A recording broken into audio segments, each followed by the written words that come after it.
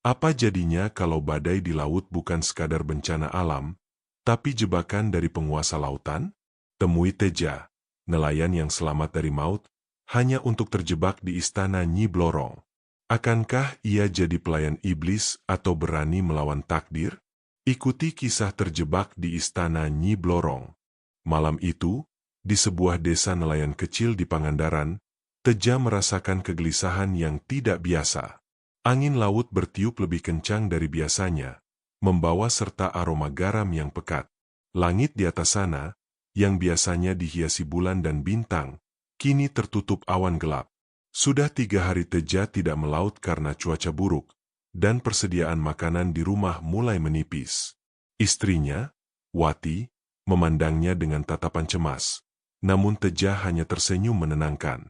Jangan khawatir, Wati. Kita para nelayan sudah terbiasa dengan badai. Hari ini pasti aman, ucap Teja, meskipun hatinya berkata lain. Ia bergegas menuju dermaga, di mana 3 sahabat karibnya, Roni, Budi, dan Jaka, sudah menunggunya. Mereka adalah rekan seperjuangan yang sudah Teja anggap sebagai keluarga. Roni, dengan tubuhnya yang kekar, tengah memperbaiki jaring. Budi, yang paling bijaksana, tengah memeriksa mesin perahu, sementara Jaka, si humoris, sibuk mengelap dayung. Teja, kau yakin kita akan pergi malam ini? Rasanya ada firasat buruk, kata Budi sambil menunjuk ke arah langit. Kita harus pergi, Budi. Keluarga kita butuh makan. Lagi pula, badai akan segera berlalu, jawab Teja dengan nada optimistis yang dipaksakan. Mereka pun sepakat untuk berangkat. Keempat nelayan itu melompat ke dalam perahu kecil mereka, Harapan Jaya. Sebuah nama yang terasa ironis mengingat suasana yang tegang. Perahu itu melaju membelah ombak yang mulai membesar. Teja duduk di kemudi, matanya awas mengamati setiap pergerakan gelombang. Namun, semakin jauh mereka dari pantai, semakin ganas lautan. Angin bertiup lebih kencang. Suaranya seperti raungan serigala yang kelaparan. Ombak-ombak setinggi rumah bergulung-gulung, siap menelan mereka kapan saja. Teja, kita harus kembali. Ini bukan badai biasa, teriak Roni, suaranya hampir tenggelam oleh deru angin. Teja berusaha memutar kemudi, tetapi ombak yang datang dari segala arah membuat perahu sulit dikendalikan.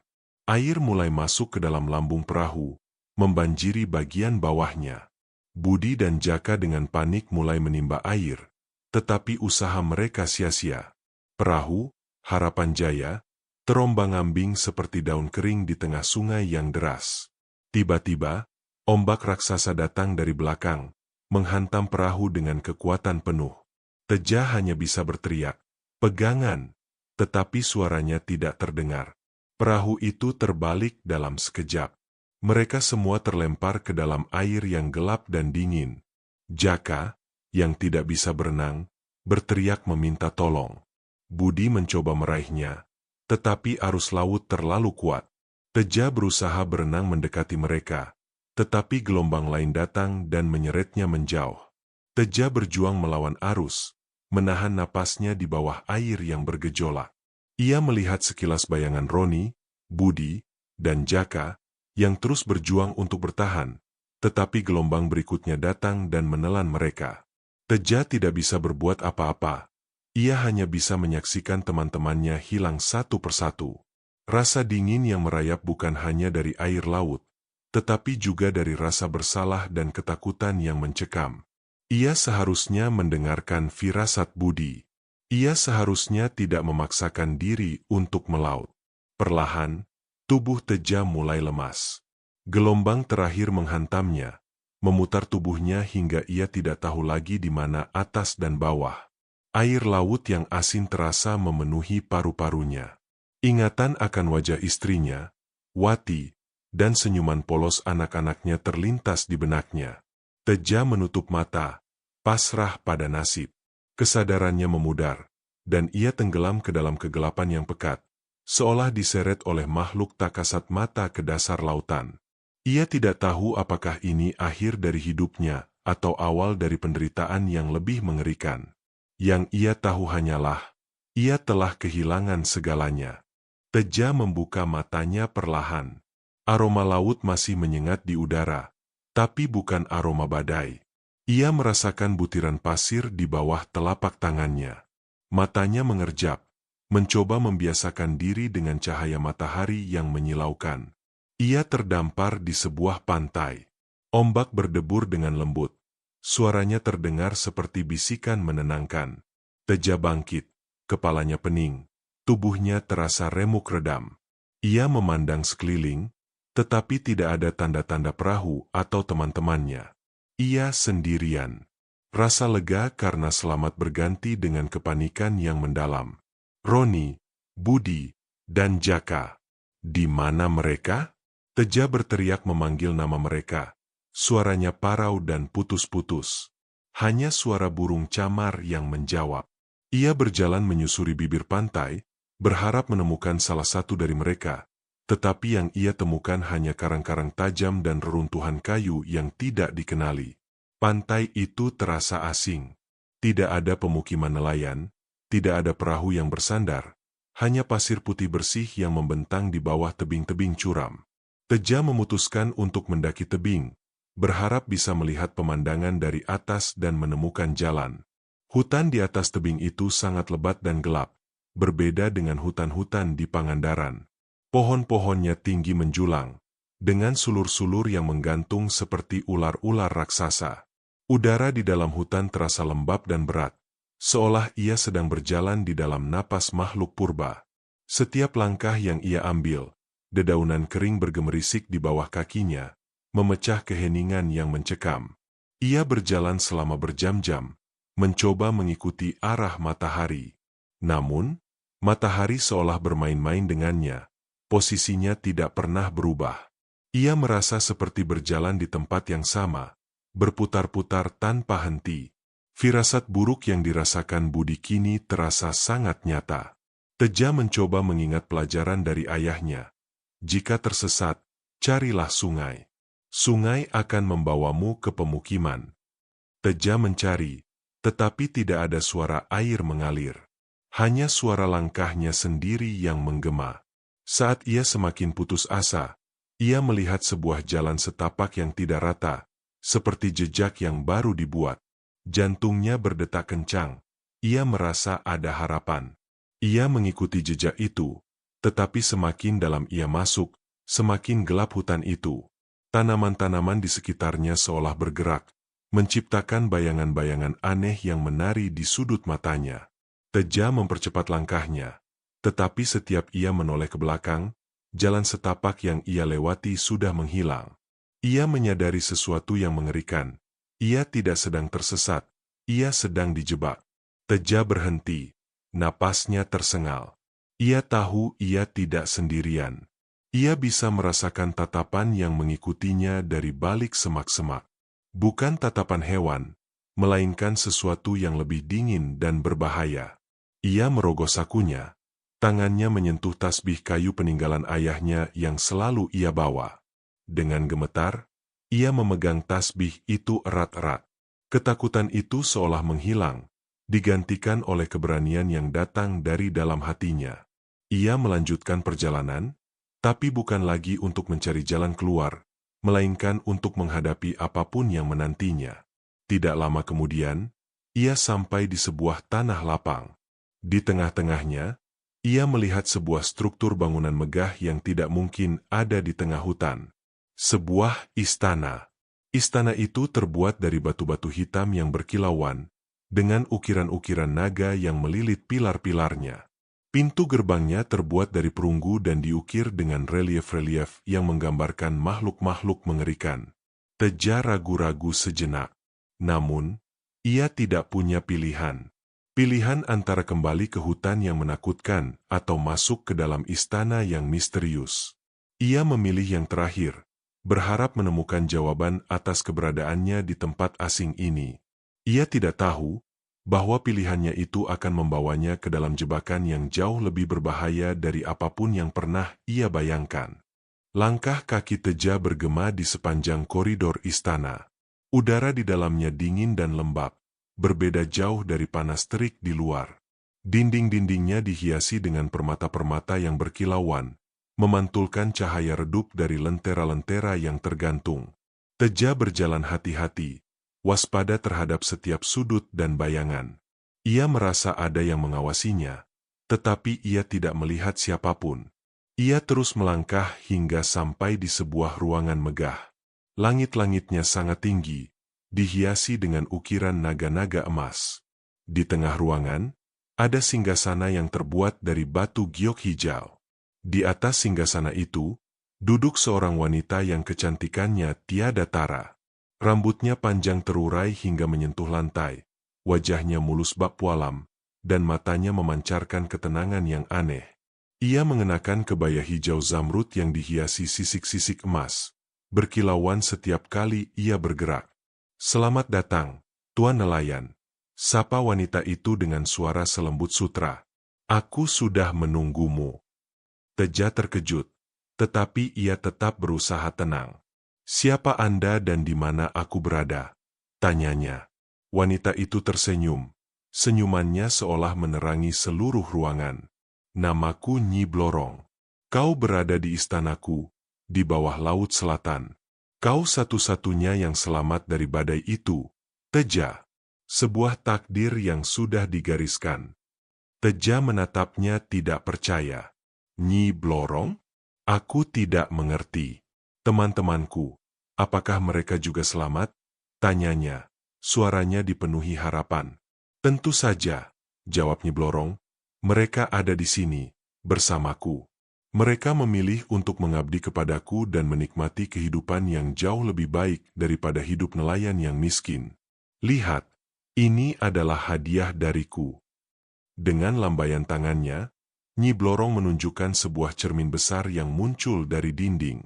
Di dalam cermin itu, Teja melihat Roni, Budi, dan Jaka. Mereka tidak lagi mengenakan pakaian nelayan yang lusuh, melainkan pakaian sutra yang mewah. Mereka tampak bahagia, tertawa dan makan hidangan-hidangan lezat. Wajah Teja yang sebelumnya muram, kini berseri-seri. Ia merasa lega. "Kau bisa mendapatkan semua ini, Teja," bujuk Nyi Blorong. Suaranya terdengar seperti alunan melodi. "Hidup nelayan penuh dengan penderitaan. Kau harus berjuang melawan badai, menghadapi lautan yang ganas, dan hasilnya tidak seberapa. Di sini, kau akan mendapatkan kekuasaan, kekayaan, dan kehidupan abadi. Kau tidak akan pernah merasakan lapar atau sakit. Yang perlu kau lakukan hanyalah berjanji setia kepadaku." Teja menatap Nyi Blorong. Semua yang ditawarkannya terdengar sangat menggiurkan. Ia teringat akan janji-janjinya kepada istrinya, Wati, dan mimpi-mimpinya untuk memiliki kehidupan yang lebih baik. Namun, ada sesuatu yang terasa janggal. Kebahagiaan teman-temannya di cermin itu terasa kosong. Ada kekosongan di mata mereka. Itu bukan tawa Jaka yang riang, bukan senyuman Budi yang bijaksana, dan bukan tatapan Roni yang hangat. Mereka seperti boneka yang dikendalikan oleh sesuatu. "Aku tidak bisa," ucap Teja, suaranya tegas. Nyi Blorong mengerutkan kening. "Mengapa? Aku menawarimu segalanya." "Aku tidak butuh kekayaan yang kau tawarkan," jawab Teja. "Aku hanya butuh kebebasanku. Dan aku tidak akan menukar jiwaku hanya untuk hidup abadi yang hampa." Wajah Nyi Blorong yang tadinya cantik kini berubah. Matanya menyipit, bibirnya melengkung membentuk seringai licik.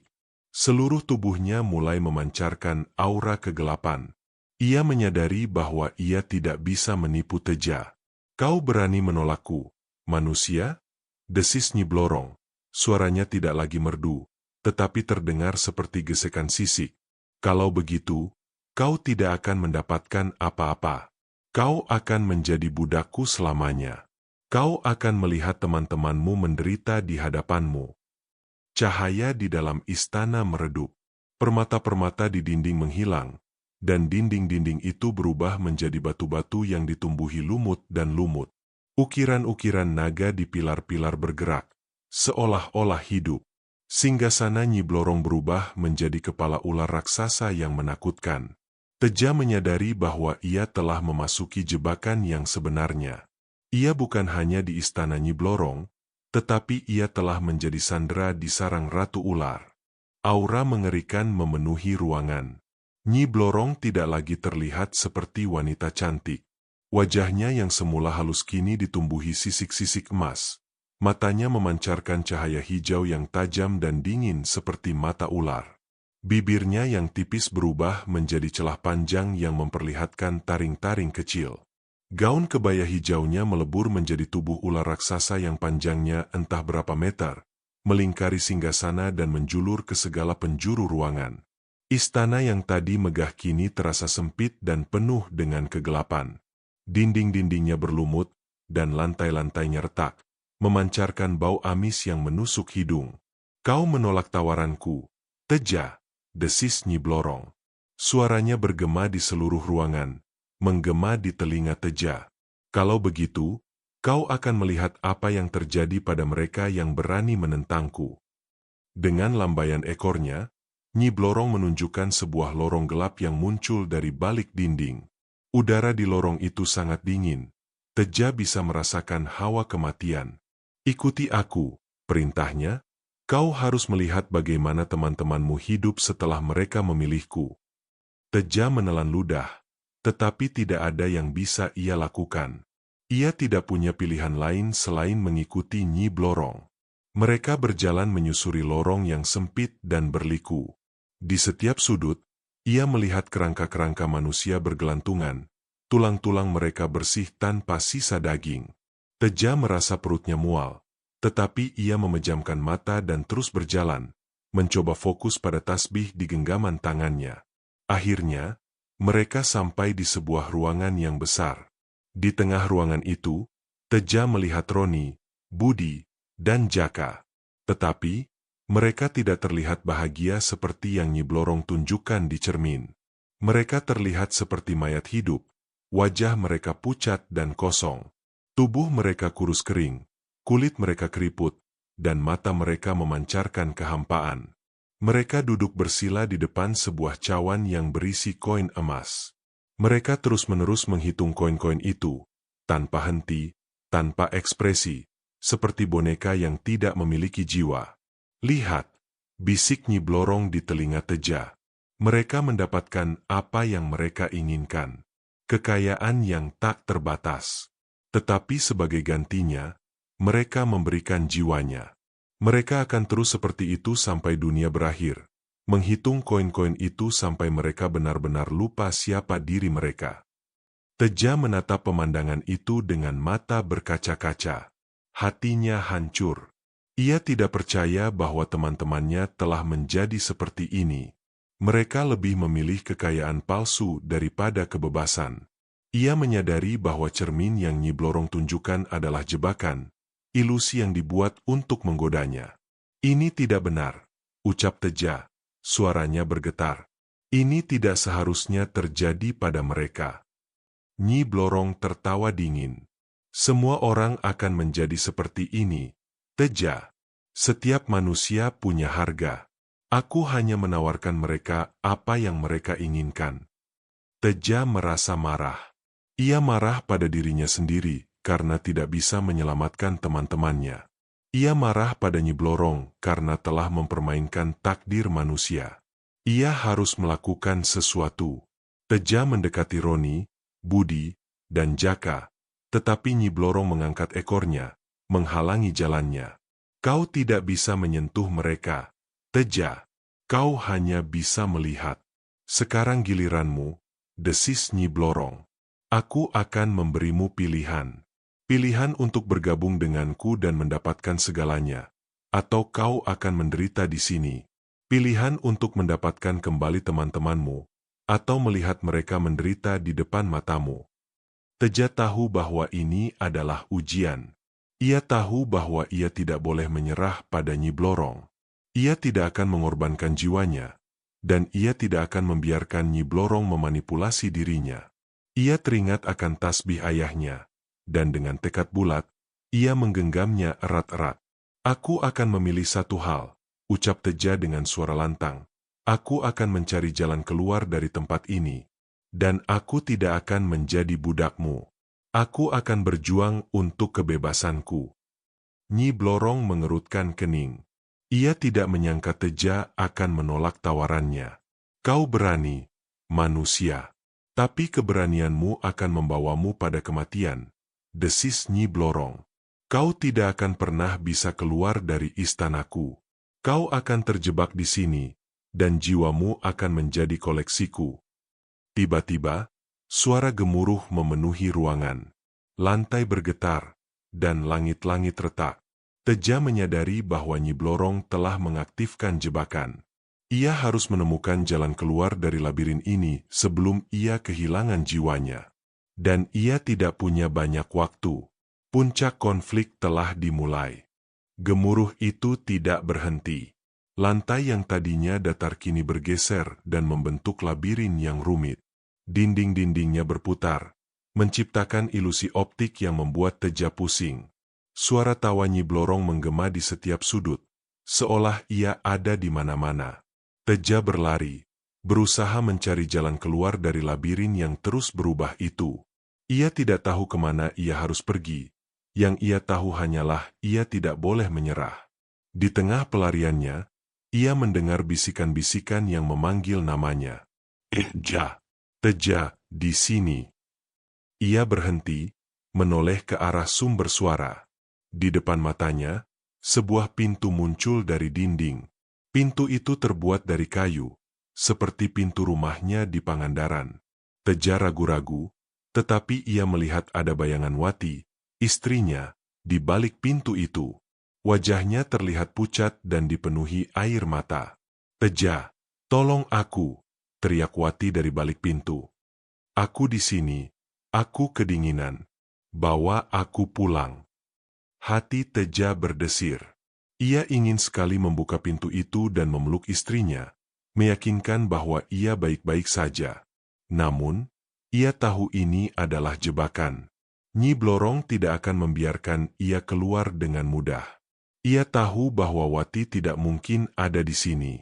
Itu hanya ilusi yang diciptakan untuk menggodanya. Ini bukan Wati, bisik Teja pada dirinya sendiri. Ia memejamkan mata, memegang tasbihnya erat-erat, dan melafalkan doa-doa yang diajarkan ayahnya. Saat ia membuka mata, bayangan Wati menghilang. Pintu itu berubah menjadi dinding batu yang kokoh. Teja melanjutkan perjalanannya, tetapi tidak lama kemudian ia mendengar suara yang lain. Suara Jaka yang tertawa. Teja, kita di sini. Kita bebas. Ayo kita rayakan. Semua yang kita inginkan ada di sini. Perempuan cantik, harta benda, dan makanan lezat. Teja melihat ke arah suara itu dan menemukan sebuah ruangan yang penuh dengan pesta. Roni, Budi, dan Jaka ada di sana, dikelilingi oleh wanita-wanita cantik dan makanan yang melimpah. Mereka melambaikan tangan, memanggil Teja untuk bergabung. Jangan bodoh, Teja, teriak Roni. Mengapa kau ingin kembali ke kehidupan nelayan yang miskin? Di sini, kita adalah raja. Jantung Teja terasa sakit melihat pemandangan itu. Ia tahu itu bukan teman-temannya. Jiwa mereka telah diambil. Ia menolak godaan itu, kembali memejamkan mata dan berdoa. Seketika, pesta itu lenyap. Ruangan itu kembali kosong, hanya menyisakan kegelapan dan keheningan yang menyeramkan. Kau menolak kebahagiaan, suara Nyi Blorong berbisik di telinganya. Apa yang kau cari, Teja? Kekuatan? Aku bisa memberikannya padamu. Di hadapannya, sebuah pedang perak muncul, mengambang di udara. Pedang itu memancarkan cahaya yang memukau. Suara-suara lain muncul, berbisik kepadanya bahwa dengan pedang itu, ia bisa membalas dendam kepada siapa saja yang menyakitinya. Ia bisa menjadi penguasa, mengendalikan lautan dan daratan. Namun, Teja tahu bahwa kekuatan semacam itu tidak akan pernah membawa kedamaian. Ia tidak ingin mengendalikan siapapun. Ia hanya ingin pulang. Dengan tegas, ia menolak godaan terakhir itu. Nyi Blorong tertawa. Kau menolak ketakutan, kau menolak kesenangan, dan kau menolak kekuasaan. Tapi apakah kau bisa menolak kematian? Teja. Tiba-tiba, labirin itu berubah. Dinding-dindingnya mulai menyempit. Langit-langitnya merendah. Teja tahu ini adalah jebakan terakhirnya. Ia tidak lagi melihat ilusi-ilusi lain, hanya kegelapan yang menyelimuti dirinya. Ia harus mencari jalan keluar, atau ia akan terjebak selamanya di dalam labirin itu. Ia tahu bahwa ia tidak bisa berjuang sendiri. Dengan sekuat tenaga, ia meremas tasbihnya dan memohon petunjuk. Ia percaya, pertolongan akan datang. Kegelapan semakin pekat. Teja tidak bisa melihat apa-apa. Ia hanya bisa meraba-raba dinding yang terasa dingin dan berlumut. Suara tawa Nyi Blorong masih terdengar, mengejeknya, merasuki pikirannya. Kau tidak akan pernah bisa keluar dari sini, Teja. Labirin ini akan menjadi kuburanmu. Di sini, kau akan merasakan siksaan yang tak berujung. Tiba-tiba, suara tawa itu menghilang, digantikan oleh suara gemericik air yang sangat jernih. Aroma harum semerbak bunga-bunga tropis memenuhi udara. Sebuah cahaya redup muncul di depan Teja. Ia melangkah maju, dan kakinya menginjak rumput yang lembut. Ia tidak lagi berada di dalam labirin yang mengerikan, melainkan di sebuah taman yang indah. Di tengah taman itu, ada sebuah kolam yang airnya jernih. Di dalamnya, Teja melihat ikan-ikan mas dengan sisik emas berkilauan. Nyi Blorong tidak lagi terlihat. Teja berjalan mendekati kolam. Ia merasa sangat haus setelah berjam-jam berlari. Ia menunduk untuk meminum airnya. Namun, saat ia melihat bayangannya di air, ia tidak melihat dirinya sendiri, melainkan bayangan seorang raja. Ia mengenakan jubah sutra yang indah, mahkota emas bertahtakan permata, dan di tangannya ada tongkat kekuasaan yang memancarkan cahaya. Tiba-tiba, sebuah suara yang megah berbisik di telinganya. Dengan satu tegukan dari air ini, kau akan memiliki kekuatan yang tak terbatas. Kau akan menjadi penguasa di lautan, raja para nelayan. Kau bisa mendapatkan kekayaan yang tak terhitung, dan kau akan hidup abadi. Semua orang akan tunduk kepadamu.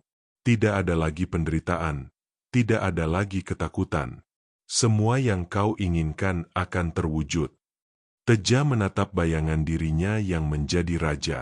Firasat kekuasaan itu terasa sangat memabukkan. Ia bisa memimpin seluruh desa Pangandaran, tidak ada lagi yang bisa meremehkannya. Ia bisa mendapatkan kekayaan yang melimpah, dan Wati serta anak-anaknya tidak akan pernah kelaparan lagi. Ia bisa membeli perahu yang lebih besar, dan teman-temannya yang hilang akan kembali. Godaan itu begitu kuat, hampir tak tertahankan. Ia bisa saja mengambil air itu dan menjadi raja, dan semua masalahnya akan lenyap. Namun, sesuatu menahannya. Ia teringat akan ajaran ayahnya. Kekuasaan dan kekayaan yang didapatkan dengan cara yang salah akan membawa kehancuran. Ayahnya pernah bercerita tentang seorang nelayan yang serakah, yang menukar jiwanya untuk kekayaan, dan pada akhirnya, ia kehilangan segalanya, bahkan keluarganya sendiri. Teja tidak ingin menjadi seperti itu. Ia melihat kembali ke dalam air. Bayangan raja yang tadi terlihat gagah kini berubah menjadi bayangan dirinya sendiri yang kurus kering, dengan mata yang kosong, terperangkap di dalam cawan. Teja menyadari bahwa ini adalah ujian kedua. Nyi Blorong tidak menawarkan kekuasaan dan kekayaan. Ia menawarkan ilusi kekuasaan yang akan membuat jiwa manusia terperangkap. Ia tidak ingin menjadi boneka yang diperbudak oleh kekayaan. Dengan sekuat tenaga, Teja mengangkat kepalanya dan menjauh dari kolam itu. "Aku menolak kekuasaanmu," teriaknya. "Aku tidak akan menjadi budakmu. Aku hanya butuh kebebasanku." Seketika itu juga, taman yang indah itu menghilang. Kolam, bunga, dan bayangan raja itu lenyap. Teja kembali berada di dalam labirin yang gelap. Dinding-dindingnya mulai menyempit. Langit-langitnya merendah. Nyi Blorong tertawa lagi. tawa yang dingin dan penuh kebencian. Kau menolak kekuasaan, Teja, desis Nyi Blorong. Tetapi apakah kau bisa menolak penyesalan? Apakah kau bisa memaafkan dirimu sendiri karena telah menyebabkan kematian teman-temanmu? Teja terdiam. Ujian selanjutnya jauh lebih sulit dari yang ia duga. Gelap kembali menyelimuti Teja. Suara tawa Nyi Blorong masih terngiang di telinganya. Tapi kini tawa itu terdengar lebih dingin, lebih penuh dengan kebencian.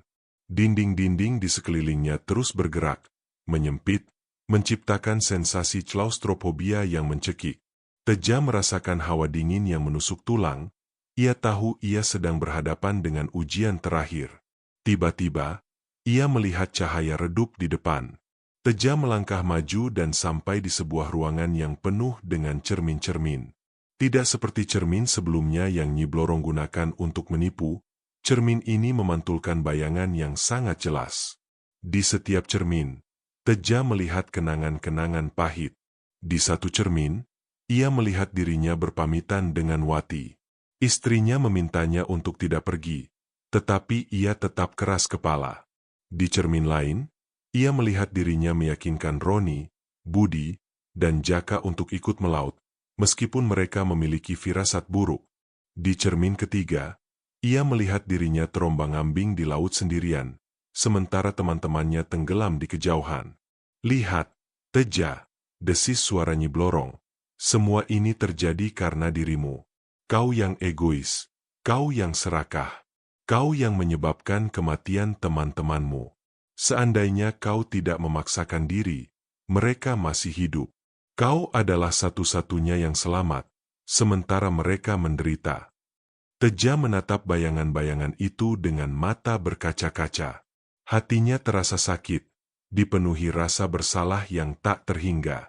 Ia teringat akan wajah Roni, Budi, dan Jaka yang berteriak meminta tolong. Ia merasa seperti pecundang. Ia tidak bisa menyelamatkan mereka. Di tengah-tengah rasa bersalah itu, sebuah cermin muncul di hadapannya. Di dalamnya, ia melihat Roni, Budi, dan Jaka terikat rantai di dasar laut. Wajah mereka pucat dan mata mereka kosong. Nyi Blorong muncul di samping cermin itu, tersenyum licik. Ada satu cara untuk menyelamatkan mereka. Teja, bisik Nyi Blorong. Berikan jiwamu kepadaku. Jadilah budakku, dan aku akan melepaskan mereka. Mereka akan kembali ke Pangandaran, dan kau akan mati sebagai pahlawan yang mengorbankan diri. Teja terdiam. Ini adalah godaan yang paling sulit.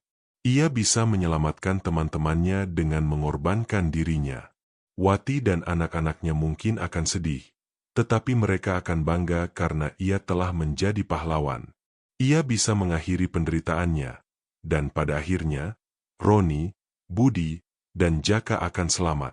Ia mendekati cermin itu, tangannya terulur, siap untuk mengabulkan permintaan Nyi Blorong. Namun, saat tangannya hampir menyentuh bayangan itu, ia merasakan panas dari tasbih di genggamannya. Ia menarik tangannya, seolah tersengat listrik. Tidak, bisik Teja, ini juga jebakan. Ia teringat akan ajaran ayahnya. Tidak ada pengorbanan yang dilakukan demi iblis. Jika kau memberikan jiwamu, iblis akan mengendalikanmu, dan mereka akan menjadi boneka yang dimanipulasi. Teja menutup matanya. Ia tahu ia tidak boleh menyerah. Ia tidak ingin menjadi boneka Nyi Blorong, dan ia tidak ingin teman-temannya menjadi boneka iblis. Ia membuka matanya dan melihat Nyi Blorong dengan tatapan yang tegas. Aku tidak akan memberikan jiwaku kepadamu, ucap Teja dengan suara lantang. Aku tidak akan menjadi budakmu. Aku tidak akan mengorbankan diriku untukmu. Jika aku harus mati, aku akan mati dengan jiwaku yang utuh. Wajah Nyi Blorong yang tadinya tersenyum kini berubah menjadi murka. Kau berani menentangku, manusia bodoh? Kalau begitu, kau akan melihat bagaimana aku akan menyiksamu. Tiba-tiba, cermin-cermin di sekelilingnya pecah berkeping-keping. Bayangan-bayangan mengerikan muncul dari balik cermin, melayang-layang di udara. Mereka adalah jiwa-jiwa yang terperangkap, yang wajahnya dipenuhi penderitaan. Teja tahu ia tidak punya pilihan. Ia harus berjuang. Ia harus menemukan cara untuk keluar dari labirin ini. Rasa putus asa mulai menyelimuti Teja. Ia dikelilingi oleh jiwa-jiwa yang terperangkap. Wajah-wajah yang penuh penderitaan melayang di sekelilingnya. Bisikan-bisikan putus asa memenuhi udara. Teja merasa tercekik, terperangkap, dan tidak berdaya. Ia tahu ia tidak bisa melawan mereka semua. Nyi Blorong menatapnya dari kejauhan. Senyum kemenangan terukir di wajahnya. Kau tidak bisa menang, Teja, desis Nyi Blorong. Kau sendirian. Tidak ada yang bisa menolongmu. Saat itulah, Teja merasakan panas dari genggamannya. Ia melirik ke bawah dan melihat tasbih peninggalan ayahnya yang memancarkan cahaya redup. Ia ingat kata-kata terakhir ayahnya. Tasbih ini bukan hanya untuk berzikir. Tasbih ini adalah penolak bala, dan kekuatan terbesar di alam semesta ini ada di dalamnya. Gunakanlah jika kau berada di dalam bahaya. Teja menutup matanya, memfokuskan seluruh pikirannya pada tasbih itu. Ia melafalkan doa-doa yang diajarkan ayahnya, doa-doa yang ia tahu dari hati. Ia berdoa dengan segenap jiwa dan raga, memohon pertolongan. Perlahan, cahaya dari tasbih itu semakin terang, semakin kuat. Cahaya itu bukan hanya memancar, tetapi juga meletup, menerangi seluruh ruangan. Jiwa-jiwa yang terperangkap menjerit kesakitan saat cahaya itu menyentuh mereka.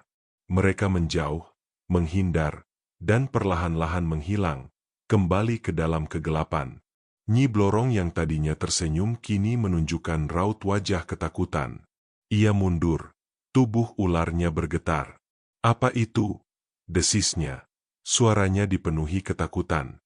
Apa yang kau miliki, manusia? Teja membuka matanya dan menatap Nyi Blorong dengan tatapan yang penuh keyakinan. Ini adalah kekuatanku, jawabnya, suaranya tenang dan lantang. Ini adalah kekuatan yang kau tidak pernah miliki. Kekuatan yang datang dari Tuhan. Nyi Blorong tertawa dingin. Itu tidak mungkin. Tidak ada yang bisa mengalahkanku. Aku adalah penguasa Laut Selatan. Tiba-tiba, suara yang lain terdengar. Suara itu bukan dari Teja, tetapi dari tasbih itu sendiri. Suara itu adalah suara seorang ulama, suara yang penuh kebijaksanaan. Nyi Blorong, kau tidak lagi berkuasa di sini, kata suara itu. Tasbih ini adalah milikku. Kau ingat aku. Aku yang pernah mengalahkanmu ribuan tahun yang lalu. Kau berjanji untuk tidak mengganggu manusia lagi. Nyi Blorong terkejut.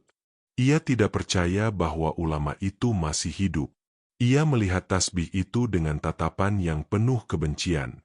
Kau berbohong, desis Nyi Blorong. Itu tidak mungkin. Kau tahu itu benar, jawab suara itu. Kembalikan manusia ini ke dunia asalnya. Biarkan dia bebas. Dan jangan pernah mengganggu dia lagi. Nyi Blorong tahu ia tidak bisa melawan kekuatan tasbih itu. Ia dikelilingi oleh cahaya yang terus memancar dari tasbih. Ia bisa merasakan kekuatannya melemah. Ia menyadari bahwa ia telah kalah. Baiklah, manusia, desis Nyi Blorong. Kau menang. Kali ini. Dengan lambaian tangannya, Nyi Blorong membuka sebuah portal yang mengarah ke dunia luar. Teja merasakan angin laut yang dingin menerpa wajahnya. Ia tahu ia bebas. Ia menatap Nyi Blorong untuk terakhir kalinya, memegang tasbihnya erat-erat, dan melangkah ke dalam portal. Saat ia melangkah, ia merasakan kelegaan yang luar biasa. Ia berhasil. Ia berhasil keluar dari jebakan Nyi Blorong. Tetapi ia tidak tahu bahwa kebebasannya itu harus dibayar mahal. Ia telah menang, tetapi ia kehilangan teman-temannya.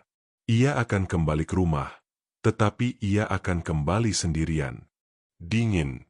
Itulah hal pertama yang Teja rasakan saat ia tersadar. Bukan dingin yang menusuk tulang seperti di istana Nyi Blorong, melainkan dinginnya angin malam di pantai. Matanya perlahan terbuka, merasakan butiran pasir yang menempel di wajahnya. Ia melihat ke atas, bintang-bintang di langit terlihat begitu jelas, dihiasi bulan sabit yang tersenyum. Itu adalah pemandangan yang sangat ia kenal, pemandangan yang ia rindukan. Ia ada di Pangandaran. Dengan sisa-sisa tenaga yang ia miliki, Teja bangkit. Tubuhnya terasa remuk redam, tetapi ia tidak peduli. Ia berlari sekuat tenaga, mencari perahu, Harapan Jaya, dan teman-temannya. Ia berlari di sepanjang pantai, melewati perahu-perahu lain yang tertambat. Namun, ia tidak menemukan perahunya. Hatinya mulai diliputi kegelisahan. Ia mencari di balik karang, di dalam gua-gua kecil, tetapi hasilnya nihil. Saat ia hampir menyerah, matanya menangkap sesuatu yang terdampar di antara tumpukan kayu dan rumput laut. Itu adalah dayung perahu, Harapan Jaya. Teja segera mendekat, tangannya gemetar saat menyentuh dayung itu. Di sana, ia melihat ukiran kecil yang ia buat sendiri, lambang Harapan Jaya yang ia ukir dengan bangga. Ia memeluk dayung itu erat-erat, air matanya jatuh membasahi kayunya. Ia tidak bisa menemukan sisa-sisa perahu yang lain. Tidak ada jejak Roni, Budi, dan Jaka. Ia tahu mereka tidak kembali. Ia adalah satu-satunya yang selamat. Tawa gembira yang ia lihat di istana Nyi Blorong, pesta yang penuh dengan makanan, dan janji-janji palsu lainnya. Semuanya adalah ilusi. Rasa lega karena selamat kini berganti dengan kesedihan yang mendalam. Ia telah kembali, tetapi ia telah kehilangan 3 sahabatnya. Pria-pria yang ia anggap saudara, yang ia ajak melaut dan akhirnya menemui ajalnya. Rasa bersalah yang sempat ia rasakan di istana Nyi Blorong kini terasa 100 kali lipat lebih berat. Teja duduk di pasir, menatap lautan yang tenang. Ia tidak bisa melupakan suara teriakan teman-temannya saat badai, tidak bisa melupakan wajah mereka yang penuh penderitaan di dalam cermin. Ia telah melewati ujian-ujian Nyi Blorong, ia telah melawan rasa takut, keserakahan, dan penyesalan. Tetapi ia tidak bisa mengalahkan kenyataan bahwa ia adalah satu-satunya yang selamat. Ia menghabiskan sisa malam itu di pantai, ditemani dayung Harapan Jaya yang patah. Ia tidak tahu bagaimana cara menjelaskan kepada keluarga teman-temannya. Ia tidak tahu bagaimana cara kembali ke Pangandaran. Ia hanya bisa duduk dan meratapi nasibnya. Ia telah menjadi pahlawan di mata Nyi Blorong, tetapi ia tidak merasa seperti pahlawan. Ia merasa seperti pecundang yang gagal melindungi teman-temannya. Saat matahari mulai terbit, Teja bangkit. Ia menggendong dayung itu di bahunya, sebagai pengingat akan teman-temannya dan tragedi yang terjadi. Ia berjalan kembali ke desanya, tidak tahu bagaimana cara memulai hidup baru. Ia tahu, hidupnya tidak akan pernah sama lagi. Laut yang tadinya ia anggap sebagai sumber kehidupan, kini terasa seperti kuburan bagi teman-temannya. Ia tidak akan pernah melaut lagi. Ia tidak bisa. 2 tahun telah berlalu sejak tragedi badai itu. Teja tidak lagi menyentuh perahu. Ia tidak bisa. Setiap kali ia melihat perahu, ia teringat akan wajah Roni, Budi, dan Jaka. Ia teringat akan suara teriakan mereka yang memanggil namanya. Kenangan itu terlalu menyakitkan. Ia menghabiskan hari-harinya di daratan, mengurus kebun kecil di belakang rumahnya. Istrinya, Wati, tidak pernah bertanya mengapa ia berhenti melaut.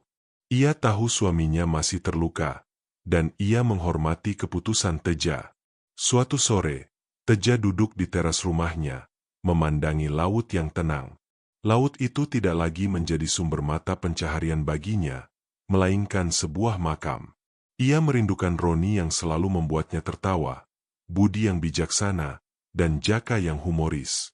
Mereka seperti saudara baginya. Teja merasa kesepian, meskipun ia dikelilingi oleh keluarga yang mencintainya. Tiba-tiba, ia melihat seorang pria tua berjalan mendekatinya.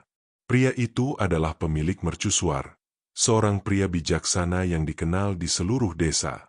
Teja, sapanya. Aku melihatmu setiap hari, memandangi laut. Aku tahu kau tidak bisa melupakan apa yang terjadi. Tapi hidup harus terus berjalan. Aku tidak bisa, Pak, jawab Teja. Aku merasa bersalah. Aku yang mengajak mereka melaut. Aku yang selamat, sementara mereka hilang. Pria tua itu mengangguk mengerti. Semua yang terjadi sudah digariskan. Teja, kau selamat karena takdirmu berbeda. Tuhan punya rencana untukmu. Hidupmu masih berguna. Kau bisa menjadi penjaga bagi mereka yang lain. Bagaimana caranya? Tanya Teja, tidak mengerti. Mercusuar ini akan menjadi milikmu, jawab pria tua itu. Aku sudah terlalu tua. Dan aku rasa kau adalah orang yang tepat untuk menggantikanku. Teja terkejut. Ia tidak pernah berpikir untuk menjadi penjaga mercusuar. Namun, tawaran itu terasa seperti jawaban atas doanya. Ia bisa berada di dekat laut tanpa harus melaut. Ia bisa melindungi para nelayan lain dari bahaya yang pernah ia alami.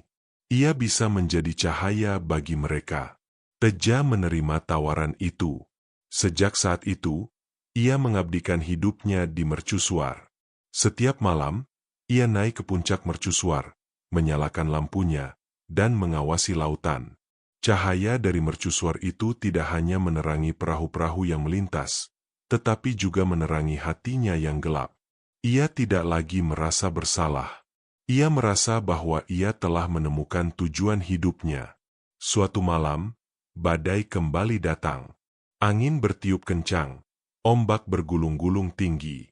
Teja berdiri di puncak mercusuar, memegang teropong, mengawasi setiap perahu yang melintas.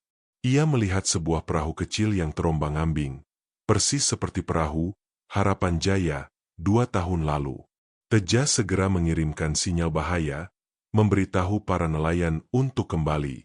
Ia tidak ingin tragedi yang sama terulang lagi.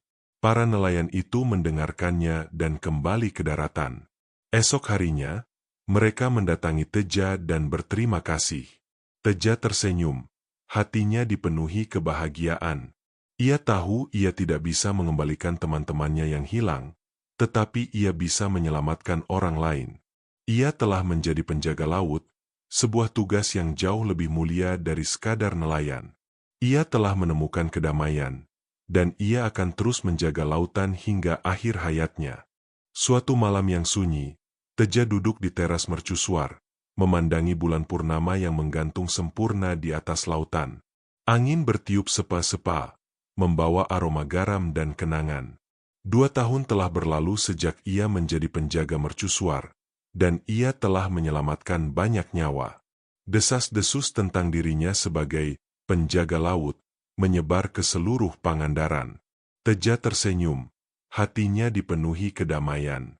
Namun, di tengah kedamaian itu, ia merasakan sensasi aneh. Hawa dingin yang ia kenali dengan baik merayap di punggungnya. Teja menoleh ke arah laut. Ia melihat ombak di kejauhan tidak bergerak, seolah membeku. Di tengah-tengah ombak yang membeku itu, ia melihat bayangan. Bayangan seorang wanita yang mengenakan kebaya hijau, dengan rambut panjang terurai dan sisik-sisik emas yang berkilauan di bawah sinar bulan. Itu adalah Nyi Blorong. Nyi Blorong tidak berbicara. Ia hanya menatap Teja dari kejauhan, matanya yang tajam memancarkan kebencian. Ia tersenyum tipis, senyum yang sama yang ia gunakan saat mencoba menjebak Teja di istananya. Teja tahu, Nyi Blorong tidak pernah benar-benar pergi. Ia hanya menunggu, mengamati, dan menunggu saat yang tepat untuk kembali. Namun, Teja tidak lagi merasa takut. Ia memegang tasbih di genggamannya, merasakan kehangatan dari kayu itu. Ia tahu ia tidak sendirian. Ia tahu kekuatannya tidak datang dari dirinya sendiri, melainkan dari keimanan yang ia miliki. Ia menatap balik Nyi Blorong, menunjukkan bahwa ia tidak lagi terintimidasi. Perlahan, bayangan Nyi Blorong memudar. Laut kembali bergelombang, ombak-ombak kembali bergerak. Hawa dingin itu menghilang, digantikan oleh kehangatan angin malam. Teja tahu bahwa Nyi Blorong akan selalu ada di sana, di balik ombak, di balik lautan, mengawasi setiap pergerakannya. Ia telah menjadi penjaga laut, dan Nyi Blorong telah menjadi pengawasnya. Teja kembali masuk ke dalam mercusuar. Ia tahu bahwa hidupnya tidak akan pernah kembali normal, tetapi ia tidak keberatan. Ia telah menemukan tujuan. Kisahnya, kisah tentang seorang nelayan sederhana yang berhasil mengalahkan godaan Ratu Ular, menjadi legenda yang diceritakan dari generasi ke generasi. Setiap nelayan yang mendengar kisahnya akan berhati-hati, dan setiap kali badai datang, mereka akan teringat akan Teja, penjaga mercusuar yang mengorbankan segalanya demi melindungi mereka. Teja hidup hingga tua, menjaga mercusuar hingga akhir hayatnya. Kisahnya menjadi pengingat abadi bahwa godaan dan penderitaan akan selalu ada, tetapi keimanan, keteguhan hati, dan pengorbanan adalah kekuatan sejati yang dapat mengalahkan kegelapan. Dan bahwa, di balik setiap ombak, di setiap sudut lautan, ada kisah-kisah yang menunggu untuk diceritakan. Rasa penasaran tentang tasbih sakti yang menyelamatkan Teja adalah pertanyaan yang terus bergelayut dalam benak banyak orang di Pangandaran. Teja sendiri, yang kini menjadi penjaga mercusuar, menyimpan cerita itu rapat-rapat. Ia tahu, tasbih itu bukanlah benda biasa, tetapi ia juga tak sepenuhnya mengerti kekuatan yang dimilikinya. Namun, ada satu malam, saat Teja sedang membersihkan lentera mercusuar, ia merasakan kehangatan familiar dari tasbih yang selalu ia bawa. Kilatan cahaya kecil memancar darinya, dan sebuah suara yang sama yang ia dengar saat berhadapan dengan Nyi Blorong, berbisik di telinganya. Suara itu adalah milik seorang ulama legendaris dari masa lampau, yang dihormati di seluruh Jawa Barat. Nama beliau adalah Syekh Anam, seorang penyebar agama Islam yang memiliki ilmu spiritual sangat tinggi. Syekh Anam tidak hanya mengajar tentang agama, tetapi juga memiliki kekuatan karomah yang luar biasa. Konon, beliau pernah mengembara ke seluruh penjuru Nusantara, membantu orang-orang dari gangguan gaib dan ketidakadilan. Salah satu perjalanannya membawanya ke pesisir selatan Jawa, di mana ia menemukan Nyi Blorong dan pasukannya yang terus meneror para nelayan. Nyi Blorong, pada masa itu, adalah sosok yang jauh lebih buas dan kejam. Ia tidak hanya menjebak para nelayan untuk menjadi budaknya, tetapi juga menenggelamkan kapal-kapal dagang yang melintas. Syekh Anam yang mendengar penderitaan rakyat, memutuskan untuk menghadapinya. Pertarungan antara Syekh Anam dan Nyi Blorong berlangsung selama 3 hari 3 malam, sebuah pertempuran yang mengguncang lautan dan daratan. Pada puncaknya, Syekh Anam mengeluarkan sebuah tasbih yang ia buat dari biji pohon kalpataru, yang konon tumbuh di surga. Dengan tasbih itu, ia melafalkan doa-doa suci yang membuat Nyi Blorong tidak berdaya. Nyi Blorong pun bertekuk lutut dan berjanji untuk tidak lagi mengganggu manusia. Namun, Nyi Blorong yang licik meminta satu syarat. Ia meminta tasbih itu sebagai jaminan, agar ia tidak lagi dikalahkan oleh siapapun. Syekh Anam setuju, tetapi ia mematahkan tasbih itu menjadi 2.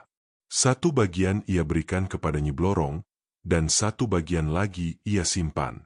Ia berkata pada Nyi Blorong, selama tasbih ini dipegang oleh orang yang beriman dan tidak pernah digunakan untuk kejahatan, maka kekuatanmu tidak akan pernah kembali sepenuhnya. Kau akan selamanya terikat dengan janjimu.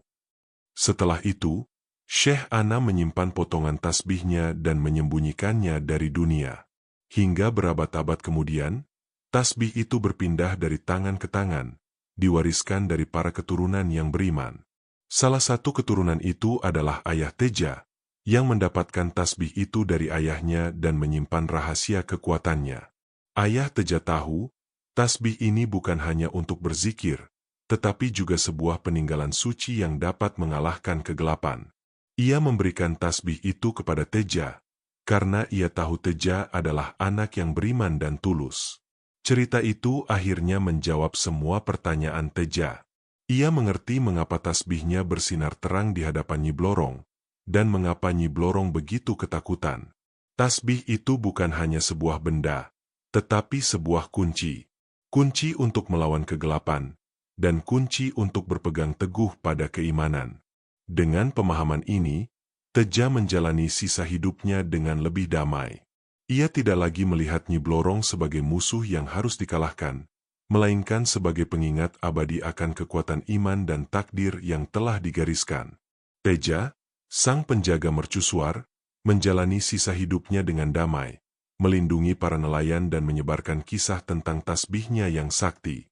Kisah itu menjadi warisan berharga bagi generasi berikutnya, pengingat bahwa kebaikan dan keteguhan hati akan selalu mengalahkan kejahatan.